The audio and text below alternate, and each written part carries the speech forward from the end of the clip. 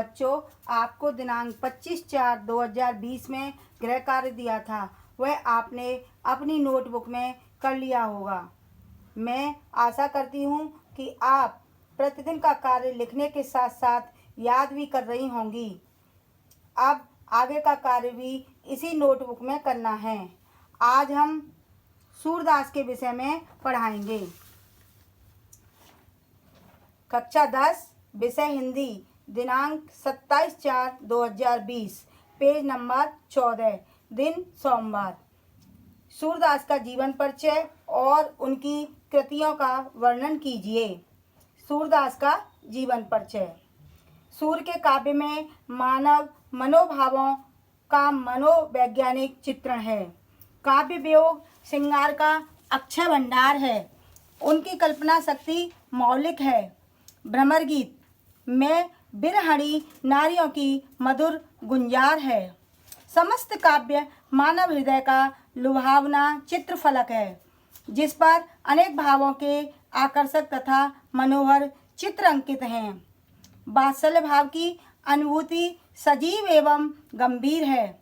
वे हिंदी साहित्य की अनमोल निधि हैं। हिंदी काव्य जगत का सूर कहा गया है। सूर सूर तुलसी सस उडगन केशवदास, अब के कब खोगत सम जयतय करत प्रकाश। भक्त शिरोमणि सूरदास कृष्ण आश्रयी शाखा के प्रतिनिधि कवि हैं। चर्म चक्षुओं के अंध, ज्ञान चक्षुओं की दिव्य ज्योति के जन्म स्थान, जन्म तिथि एवं जीवन वृत्ति के विषय में विद्वान एक मत नहीं है।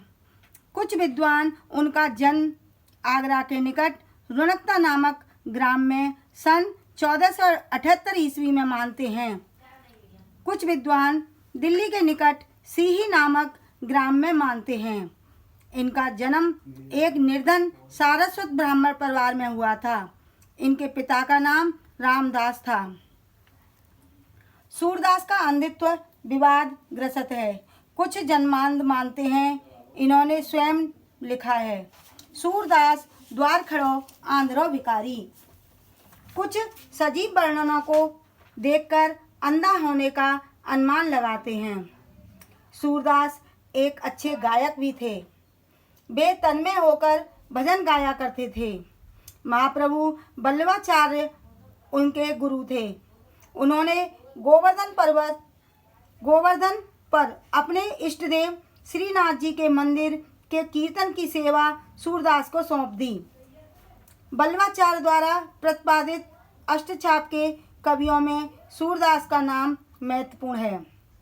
मृत्यु।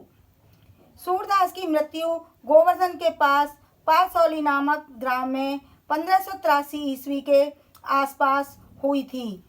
मृत्यु के समय महाप्रभु बल्लवाचार्य जी के सुपुत्र विट्ठल नाथ जी वहां उपस्थित थे।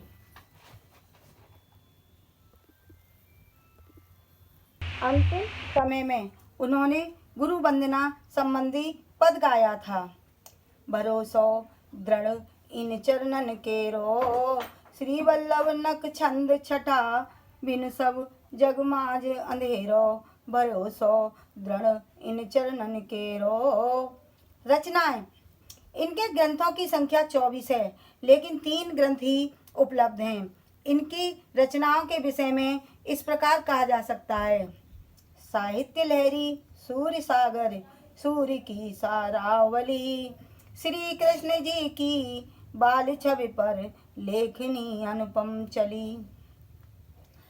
सूरसागर। सूरसागर सूरदास जी का सर्वश्रेष्ठ और लोकप्रिय ग्रंथ है।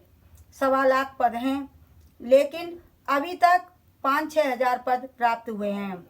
सूरसागर में वात्सल्य, भक्ति एवं श्रृंगार की त्रिवेणी प्रभावित है। सूरसागर गीत काव्य है। सूरसारावली, इसमें 1107 पद संग्रहित हैं। इसमें सूरदास ने पुष्टि मार्ग के सिद्धांतों का प्रतिपादन किया है। साहित्य लहरी, इसमें 118 पद हैं। काव्य सौंदर्य। भावपक्ष। सूरदास के काव्य में वात्सल्य, श्रृंगार एवं भक्ति की त्रिवेणी प्रवाहित है। इन्होंने वात्सल्य का कोना कोना झांका है। कलापक्ष भाषा शैली, सूरदास ने सुललित एवं माधुर्यमयी ब्रजभाषा में काव्य रचना की है। इनकी भाषा में सरलता, तरलता, सरसता, स्वाभाविकता एवं मधुरता के सर्वत्र दर्शन होते हैं। सूर ने गेय पद शैली को अपनाया है। इनके पदों में भावुकता, तीव्रता एवं संगीतात्मकता का अद्भुत समन्वय है। साहित्य में स्थान, सूरदास भक्त काल की कृष्णाश्रयी सगुण भक्ति शाखा के प्रतिनिधि कवि हैं। वे वात्सल्य और श्रृंगार रस के आचार्य हैं। ब्रजभाषा को सुललित काव्य भाषा बनाने का श्रेय सूर को ही है। भावपक्ष और कलापक्ष की जो गरिमा सूर से है वह औरों में नहीं मिलती। सूर वास्तव में हिंदी साहित्यालोक के सूर हैं।